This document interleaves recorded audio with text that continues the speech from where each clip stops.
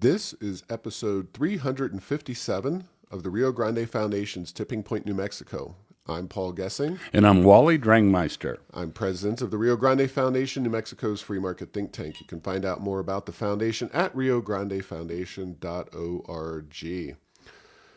Wally, as we so often do, we're going to start off the show with the latest COVID news because that has dominated everything for the better part of 2 years. And the biggest news, of course, is Omicron. It sounds like I watched Transformers when I was a kid, Decepticon and FauciCon. FauciCon. Well, thank God we didn't have one of those. Well, and we couldn't name it Xi or XI, yes. XI because Xi. because that's the Chinese leader, so we couldn't name him that. That would be too close to home. So we go with Omicron. Over, and I'm I wasn't in a fraternity in college or anything, so I'm a little shaky on my Greek alphabet. But boy, I guess the old joke is that Americans learn geography by invading foreign countries, and now we're learning the Greek alphabet by going through all these COVID variants. And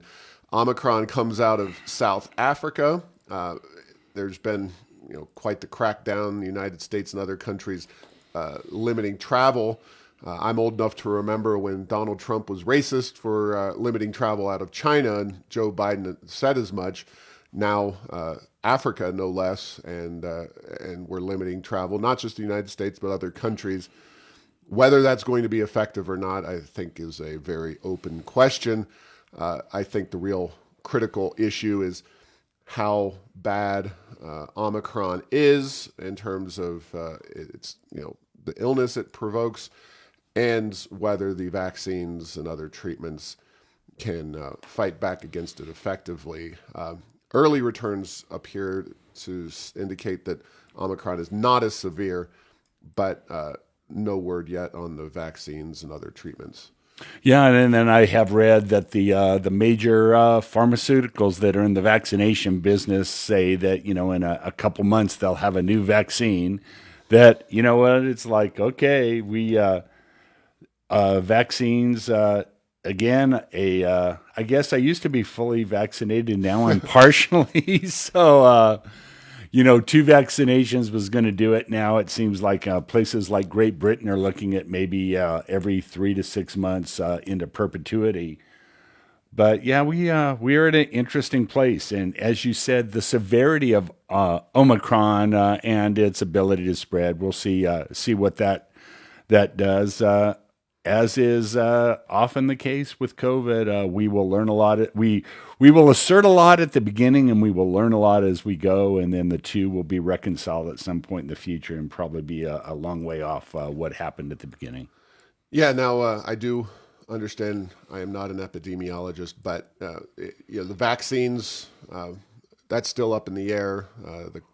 What I've heard is the drug companies say that they can rework the existing vaccines, they think, to address Omicron. So it's not we're starting from ground zero. However, a lot of the therapeutics are general towards coronaviruses. Right. And so that's after you've gotten sick, of course, and that they think that the ones that are in the works or the ones like monoclonal antibodies, et cetera, will be effective regardless. So, a lot to be seen on that. Do not take what Wally and I say here as gospel, of course. Yeah, because we don't know, just like everybody else. But we're willing to say it. We're not going to tell you do something X, Y, and Z blindly, unlike certain other health, quote unquote, experts.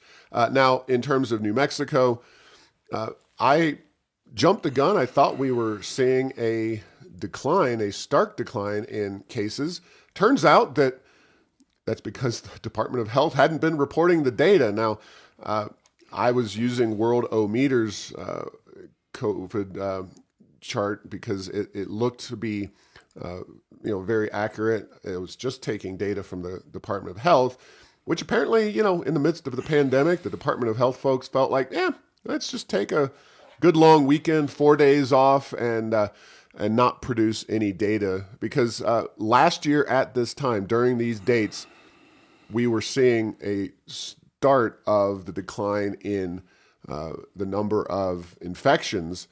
Now, deaths and hospitalizations are lagging indicators. It's the infections that determine largely how long that process is going to work itself out. They did finally, right at 5 o'clock yesterday, so not just late in the day Monday. I mean, they were really crunching apparently because the newspaper did report, and the information is as of this morning, that we are continuing to see a drop in infections. But so you were right, but not necessarily with the latest data. And to make a long story short, the site you were at had up through the current date, but it didn't have complete data, so Right. it made the rates look even lower. Whereas they were inserting zeros. yeah, for exactly. daily Saying, infections. well, yeah, and as you know, every grade, but I think about a 9th and 10th is where it peaked. Is when you don't turn in your paper, a 0 is an F, and so. Yeah, the issue is, Paul, and I've worked at a lot of organizations that were 24/7, 365 sort of operations, and I don't know, it just seems to me like they could maybe have somebody working the weekend, so we didn't always have our week. Just do the date every day. They're a big department; they can divvy it up where everyone doesn't have to work every weekend necessarily, but. That would seem like a good thing to do, assuming this is important, and we sure act like it in every other way. So maybe the Department of Health could maybe keep up with things over the holidays and the weekend. Yeah, and just to cap that all off, I am at the Department of Health website as we speak on Tuesday morning. This is the newsroom on the Department of Health's COVID tracking page, and the latest information they have this is listed now. There's information they produced, but the listed information is as of November the 24th. I don't know what's going on in the various tracking mechanisms, the charts, et cetera, have not been updated to my knowledge. I looked at that earlier this morning. So it is a frustration because data is the coin of the realm when it comes to understanding COVID and what's happening.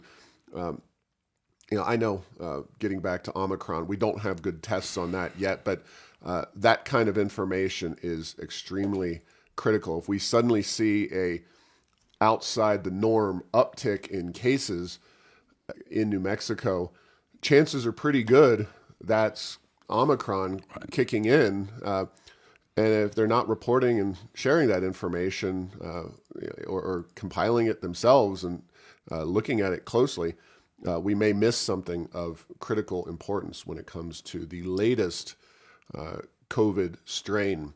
Yeah, and Paul, we're in the era. Visit our website for further information or the latest information.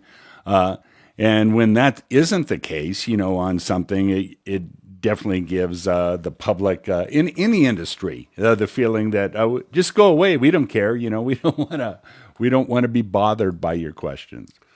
Yeah. Now, getting to the national scene, and this is a unique story because this is a unique individual. But I couldn't tell you who the last 5 comptrollers of the currency have been in this country.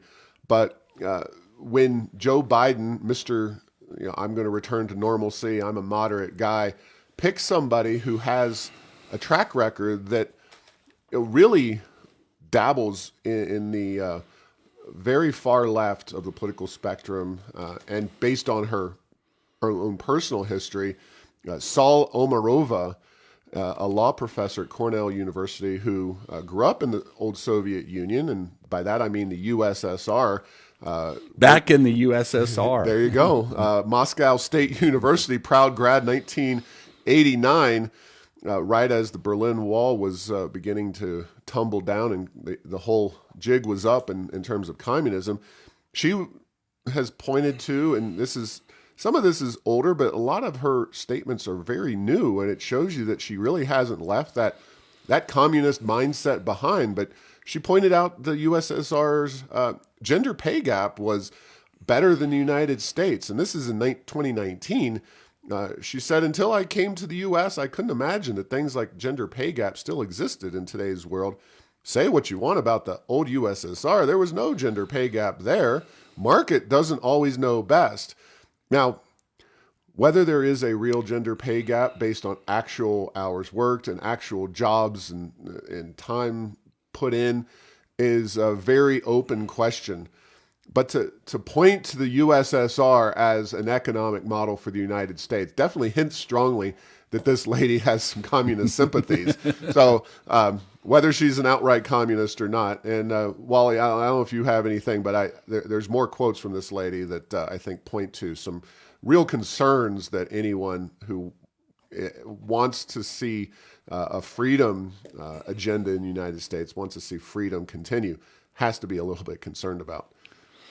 Yeah, absolutely. I was just thinking of back to the Red Scares that would happen in the 50s and 60s, and they would try to assign intent to sometimes nebulous kind of comments that people would make, actors, business people, and others. And she's coming out here and saying it. I don't know. I think it's pretty disturbing, Paul. And one of the things I will point back to, just to add a little context to her comment about the gender pay gap in the old Soviet Union is the quote that, and I don't have the attribution, but in the old Soviet Union, we used to pretend to work and they used to pretend to pay us. And so if everyone's making a pittance in a controlled economy and everyone is equally poorly off, is that a good thing? Or, there is no question there are differences in a capitalist economy between pay levels, but overall,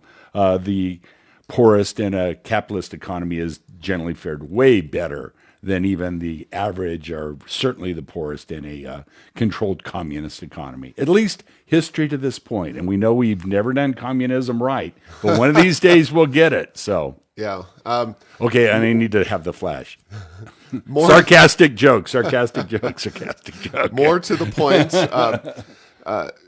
Omarova has called for radically reshaping the basic architecture and dynamics of modern finance. This is, of course, going to be her job, is regulating these kinds of things, including nationalizing retail banking and having the Federal Reserve allocate credit. She also has advocated more to New Mexico's particular interests.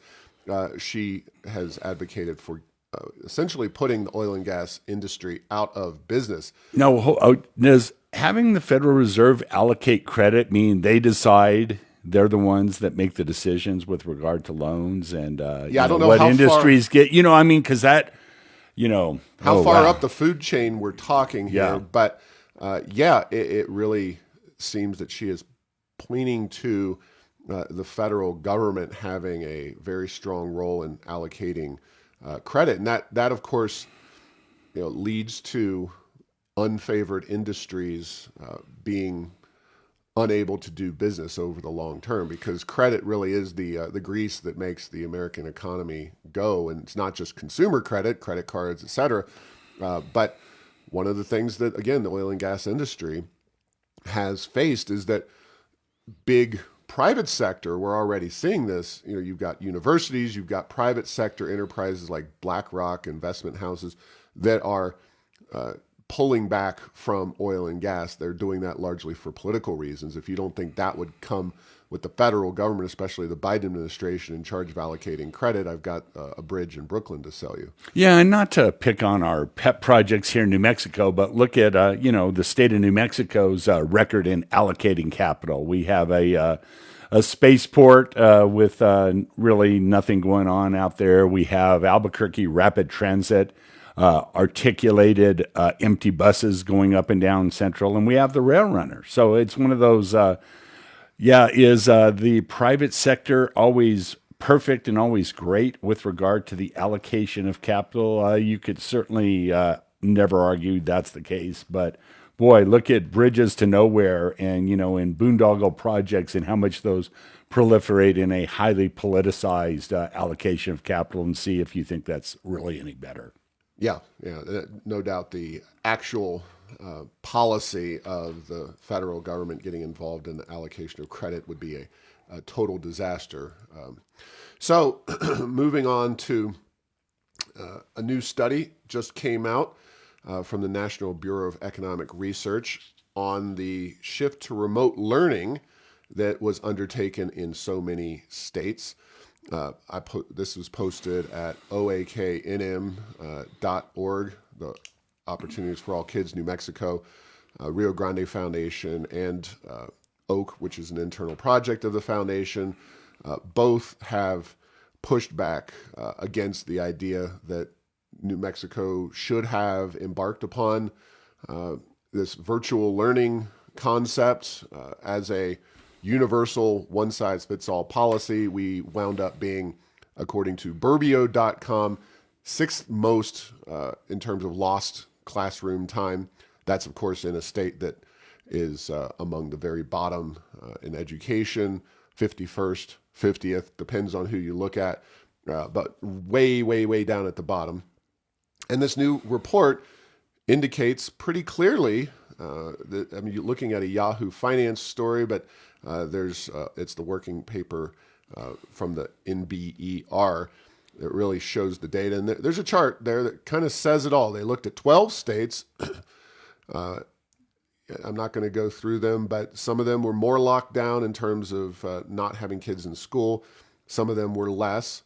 Florida and Wyoming were two of the most in-person states, 97.5 and 93.3% respectively. New Mexico was way down there. In fact, we lost more time in the classroom than any of the 12 states studied. Sixth most time lost in the classroom. So they looked at standardized tests given in 2019, pre-pandemic, and standardized tests given 2021, and they compared the pass rate. States that had more virtual, less in-person learning suffered the most.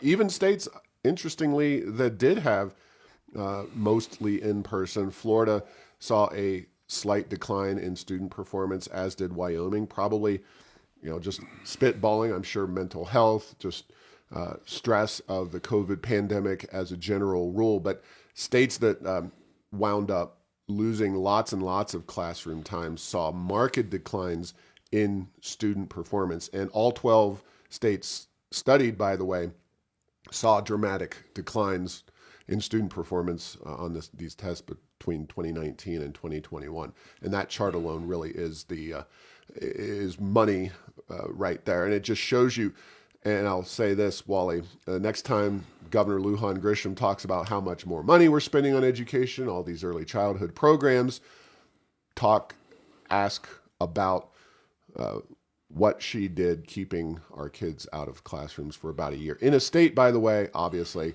low performing to begin with, limited broadband access due to the wide open spaces and limited population.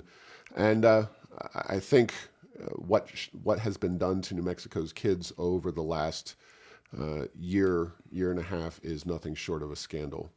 Yeah, and we have dealt with the money. We haven't dealt with the performance. And you rightly highlight the fact that, yes, we weren't doing that well before. And so we were near the bottom.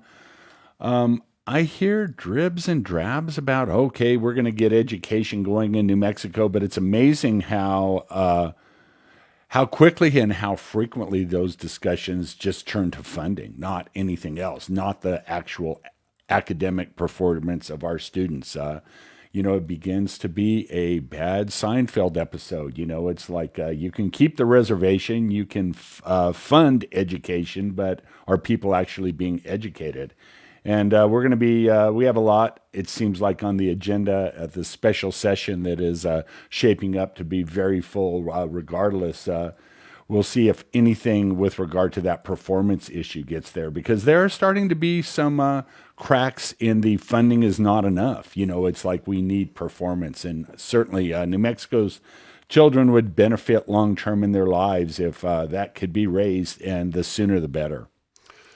Yeah, and I don't expect that the current crew in Santa Fe will do anything great. It's ironic because when you think of the so-called bullets in the chamber to improve upon public policy, money you'd think that is an important thing. You'd think that is the key. That is certainly what we are told here in New Mexico, is that we're just not spending enough money. We're not able to hire the teachers. You know, the PED Secretary Steinhaus was saying we need to double teacher salaries. Well, Rio Grande Foundation and others have a totally different approach. Corey DeAngelis, of course, a great education analyst.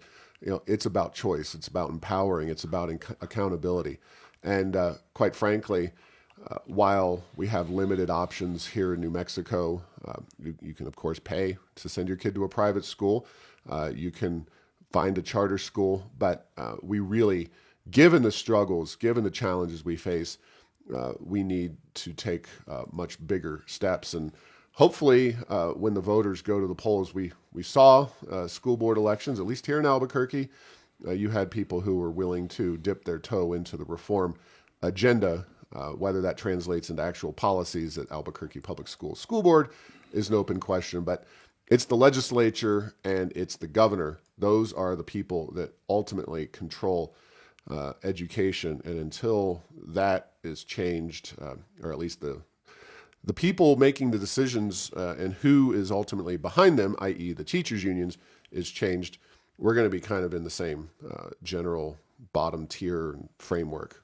Yeah, and it reminds me a lot of the kind of consumer economics construct that up to a certain point, more money makes you happier. You know, if you're extremely poor and you get into the middle class, it does a lot. And beyond that, it doesn't have a big impact. I think probably school funding, certainly the data shows that that's the case, that, yeah, you need funds to run your schools. There's no question about it. You need to pay your teachers. You need to have facilities of some level. But beyond a certain point, it becomes what are you doing in those schools is way, way more important. I think that's where New Mexico finds itself, but it's having a hard time adjusting its thinking and even how it talks about that issue. Yeah. Now, on to jobs during COVID. And, it's hard to wrap your head around, and I think great studies will be done on what policies at the state level mitigated against COVID, or whether there was any policy that actually helped or did not help during COVID. But the ancillary impacts of COVID, education, jobs, those you have very good feedback and data from the Republican, I believe, senatorial committee, some Republican apparatus. They just looked at the data on job recovery through COVID since the beginning of COVID. 17 of the 20 states governed by Republicans, 17 of the top 20 in terms of limiting or gaining jobs since COVID began are Republican governed. Only 3 are not Republican governed: North Carolina, Colorado, and Washington. Of course, Colorado's governor famously disagreed with ours, despite both being progressive Democrats, on the mask issue recently. And the top states in terms of job recovery are Utah, Idaho, but Arizona and Texas. So 3 out of 4 being neighbors directly around New Mexico. And it's not a surprise. States that didn't lock down as hard, that have free market policies, that have their schools open relatively mask-free, whatever, you name it, those are states that are going to attract more people, more jobs, more economic opportunity. And, we've looked at Wallet Hub. They've said the same thing, and I have more data to further buttress this point that I'll present in a minute, but I wanted to get your comments on this red state, blue state dichotomy. Yeah, there's no question about that. And then in New Mexico, not to sound like a broken record, we were at the bottom of, towards the bottom of employment, employment percentages, unemployment rates high, employment rates low. And then the pandemic policies certainly didn't do anything to help that. And then the other thing that I think is the difference is that, and I can remember saying this very early on, is that the economy doesn't exist for arbitrary reasons. The economy is the thing that provides food, shelter, clothing, clean water, healthcare. There's a whole host of things, and that there was a time where it seemed like they were so focused on COVID as if that were the only thing that mattered, and they were going to be able to address that, and then everything else would get back to normal. If it would have worked, it would have been nice, but that wasn't the case. The virus is still the virus. We have issues going forward, and every indication are we will for years to come. And so it's very important that you have something that addresses these other things. And then in New Mexico, we're down. We went from bad to worse in many of these categories, and so we have a deep hole to dig out of. And at some point, Paul, I know this is crazy talk here, but at some point, maybe oil and gas revenues aren't as high, and maybe federal government spending isn't as high, and some of these would become really much more evident in terms of how strong the underlying economy is in New Mexico. Yeah, and just to put a finer cap on that particular issue, we looked at data involving the change in the employed civilian labor force for New Mexico and its neighbors. This is a Bureau of Labor Statistics data starting March 2020, when COVID was just kicking off, and going through October 2021. New Mexico has lost 21,454 jobs. All of our neighbors have gained significant jobs since that time frame. So it's not a surprise. It's just disappointing because we know New Mexico struggles more so than our neighbors and virtually any other state in the country. And it's something that we wish didn't happen. But elections have consequences. Yeah, and Paul, there's a lot that is different about this than the last time New Mexico was in the doldrums, along with the rest of the country, the 2008 time period. But back then, it took a decade for the state to recover the jobs that were lost then, and so it will. That's something that absolutely bears watching here in New Mexico: is how long will it take to get these 21,000 plus jobs back? Will it be a matter of months? Will there be something that happens that makes it happen very quickly? Are we in a long-term struggle, given that the states around us have already gotten their economies way closer to back to where they were before, and in some cases potentially beyond? Well, and I think it gets back to the whole idea of money. New Mexico is awash in money. That hasn't been the case necessarily for the long term. Certainly, Susana Martinez was dealing with very constrained revenue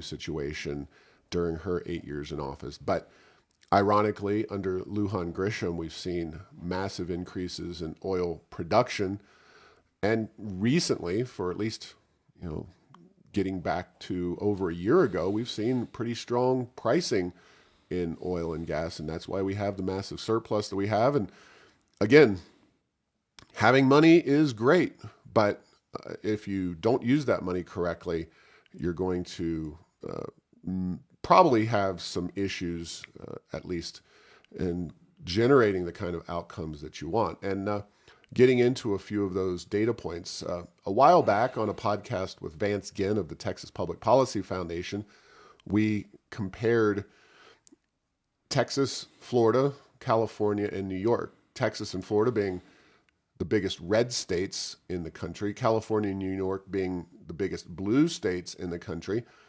And I went and took some time, and it did take some time, and added New Mexico to the mix. And I'll add a few data points. We're going to post this information, Heirs of Enchantment, today. But it's interesting to compare New Mexico on some of these issues with other states. For example, we talked about the Economic Freedom Index of North America, the Fraser Institute report. Texas is 4th, Florida's 3rd, California's 49th, New York is 50th, New Mexico's 46th. So very much in line with those blue states. Interestingly enough, the Census Bureau population growth for the last decade, Texas 3rd, Florida 6th, California 24th, New York 32nd, we're 39th. So we lose to all those states. and getting into a few others, we have more state and local spending, I should say, than as a percentage of GDP than any of those states. Now, percent of GDP means that our low GDP is disproportionately consumed by government, even relative to blue states, California and New York. Our unemployment rate is excessive relative to all the states. Our labor force participation rate is lower than all of the other states. One of the weird things is that I looked at data on the top 10% income share. So essentially, how rich relative to the other citizens in your state are the top 10%. And this is a measure of inequality. Some people think this is important, mostly on the left. Some people think it's not very important. New Mexico has lower inequality levels than any of the other states in this analysis. Interestingly enough, Florida is the most unequal. Texas is the least unequal besides New Mexico. And I think it just shows you that data point doesn't really affect a whole heck of a lot. So you have to go online, heirsofenchantment.com, to check this out. But it is an interesting snapshot of the very stark differences between red and blue states and where New Mexico fits into that picture as a small population, but pretty darn blue state. Yeah, and if you look at income inequality, who makes a lot of money are corporate executives, tech companies. We don't have many of either one of those. We have a lot of places like Los Alamos National Labs in Sandia where people make good money, but it's salary. It's not the creation of massive wealth, if you were. And so Exactly. we're pretty low on those. And interesting. It reminds me. There's just like the low hanging fruit at the federal level was the repatriation of foreign profits into the United States. And then during the Trump administration, that had extremely positive benefits economically. I think there's some low-hanging fruit that could just make New Mexico a better place to do business if the state would take the steps to do that. Everything starting with my favorite, and please don't turn off the podcast. I'll be brief. Our gross receipts tax needs reform, but there's other things with regard to how we tax corporations, the quality and timeliness of services that are available to, get a business going in New Mexico, a lot of those things. And they could absolutely be addressed. And maybe if they were, we would have more companies, and maybe we would have worse income inequality, not because the people who are already here are making less, but we would have other people that are making more because their companies and operations are here in New Mexico. Yeah, and just to kind of put a finer point on that, I mentioned that New Mexico has slower population growth over the 2010 to 2020 decade than any of the other states mentioned. If inequality or the lack thereof were so attractive, New Mexico should be a faster growing state, at least than some of these other highly unequal states. But as you mentioned, some of the things that drive inequality, Florida has, Miami, and then you have some really kind of southern style, a lot of the panhandle is more resembling Alabama or Mississippi than it is resembling Miami, for example. And you have a lot of people, international wheelers and dealer types in Miami that undoubtedly drive inequality. California has its tech sector. New York has Wall Street. So I think a good thought experiment would be, New Mexico, if we had somehow clung to Bill Gates or Jeff Bezos, successfully created Amazon right here, we would have a lot more inequality in the state of New Mexico. But we would also be a much more attractive state to be in, assuming that they succeeded, which you never know. You can't play that game in reverse. But we would also be a state that people wanted to move into and had better jobs and had a higher income level, despite that perhaps significant increase in inequality. Certainly top executives at an Amazon, at a Microsoft are going to earn significant money. And as you mentioned, Los Alamos, Sandia, jobs that we have here in New Mexico in kind of the upper echelon of our state economy do pay very well, but they don't pay Wall Street or tech, San Francisco. Yeah, they're Silicon not Valley. $1 million salaries there. Right. Yeah, and Paul, it very conceptually, in my mind, very similar related to this inequality thing is the concept of economic diversification that New Mexico struggles with. And they say we're too dependent on the oil and gas industry. And then there's two ways to deal with that. Get rid of the oil and gas industry, and then by definition, you'd be more diversified. You'd maybe probably be impoverished, or you could get other non-oil and gas oriented growth. Very similar concepts here. And sometimes New Mexico's, I don't know, they state these problems in a way that maybe that the solution is way worse than the problem that they're trying to address. Yeah, that is very true. A new report on the film industry came out, and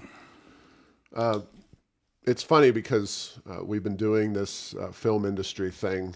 Believe it or not, Gary Johnson, who I love dearly, but I think was misguided in getting this film program up and running, expanded by a Bill Richardson, some constraints placed on it by Susana Martinez, and then Lujan Grisham just came in the door, and she's opened the treasury to the film industry. The report claims, as they always do, that this film, well, not all, generally speaking, if they're pro-film, they are going to put the lipstick on the pig and say, this is a great program, we're generating all kinds of return on investments and economic impact and this and that and the other. And Wally, the thing that, I looked through this report, and there's one line that really summarized our criticism. It was on page 24. This study does not include an analysis of tax impacts and focus instead on economics/ROI as outlined, blah, blah, blah. And why do you think that is? Well, so I know it's complicated for a lot of people, but we'll go through this very quickly, but very specifically. Tax impacts are when you are an investor, quote unquote, or you are building a business, whatever it may be. In the case of governments, your taxes are what you are investing. We are investing, quote unquote, our tax dollars as a state in the film industry because we are spending money. This is not a tax exemption. This is not a tax reduction. This is your and my tax dollars being collected and used to attract Hollywood to our state. Yeah, and so, Paul, just the quick example is a way of looking at it. And the page 24 omission is, and again, just small numbers. I'll use a small number. So we gave the film industry $100. So if that created enough economic activity to make $100 of taxes back for the state and then some, you would say from a tax investment point of view, and man, I hate that term, just it's like I bristle even saying it, you would say that was positive. They did not do that calculation. Right. And when that calculation's been done, it's not been positive. Right. And the thing that they always forget is that government does not, okay, we can talk about the federal government and how they just make money out of thin air, but clearly the state of New Mexico needs economic activity to take place in order to come up with that money. They're doing the old economics joke of assume the dollar or assume the $100. Well, where does government get $100? Well, they tax you and I, our income, at 5%, more or less. They tax plus the 7.875 gross receipts tax at 5%. Yeah, but the state actually taxes more or less 5%, 5.125. So you need 20 times that economic activity to generate that particular whatever it is, $100, $1, it doesn't matter. And that is the factor that they always misunderestimate, to use a George W. Bushism, is that they're just assuming that government has these dollars and that is invested. Well, you need private sector unsubsidized economic activity to take place to generate every dollar. So, long story short, we spent, according to them, the study, $160 million on film credits issued. The state, that would require not the $854 million in direct economic output generated.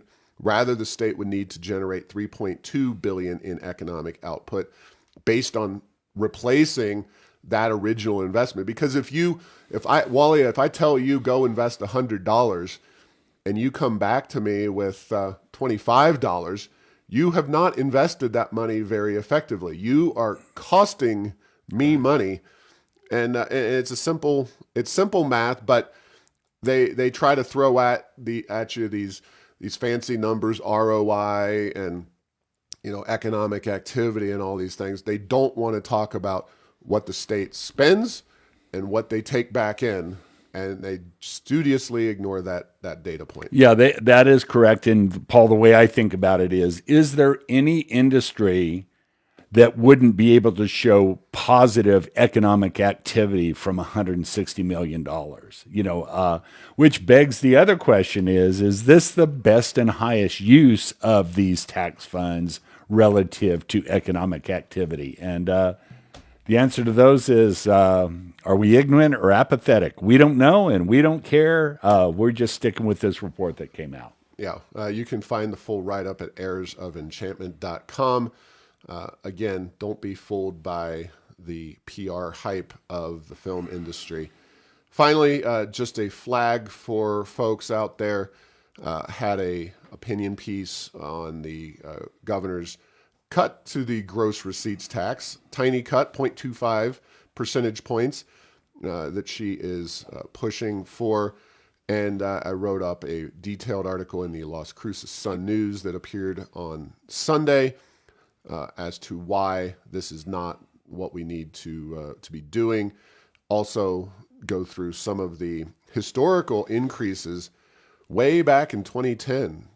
Las Cruces tax GRT was just 7%. And, if you think that cutting a 0.25% out of that tax is going to do anything, again, I've got a bridge in Brooklyn to sell you.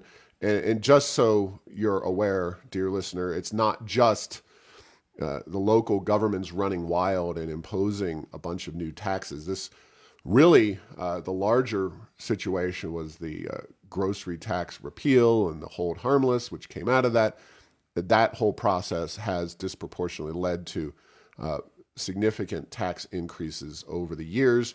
Yeah, and we went from hold harmless to now it's your problems, local jurisdictions, but we are going to give you the ability to raise your own taxes. Yeah. And they did. That being said, in a serious reform effort, aside from not taxing services anymore, not taxing business inputs at least as a part of that, there need to be some pretty strict caps on local governments and their ability to raise taxes. I think we have seen over the years that it has been far too easy for local governments to jack up their own revenues at taxpayer expense through the gross receipts tax. That should not be such an easy process. And given this proposal, given the way our governor and the legislature approach things, I suspect that the best we can ask for is a tiny tax cut. But this is mostly for political opponents of the governor and the legislature who want to point out why a trivial tax cut in a time of absolute record growth in the budget is not enough. It's not going to solve the heart of those problems. Yeah, and just to reiterate one more time, and then that's it for me for the rest of 2021. The reason those gross receipts taxes are so damaging is the overall system and what it does to business inputs, formation of new business, small business growth, and like. So if it were just on products, would it be good? No, probably not, but it certainly wouldn't be as damaging to the overall economy of New Mexico. Yeah, and just to get back quickly to Bill Gates and Jeff Bezos, if those guys had stuck around one way or the other and tried to build their businesses into the multi-billion-dollar empires they are today, the gross receipts tax would have been a serious obstacle for them, and it would have likely led them to consider other opportunities. Ironically, they both wound up in Washington State, which is a deep blue state at this point. However, a deep blue state that does lack a personal income tax and does not have a gross receipts tax, which is only found in, where it's like one of a rare endangered species, yeah. Thankfully, the gross receipts tax. But thanks for listening to this week's episode. Find all episodes at tippingpointnm.com or at the Rio Grande Foundation's YouTube channel. Subscribe to this show at Apple, Stitcher, or have your Google Home play Tipping Point New Mexico. Thanks to Path 3 Marketing for producing this show.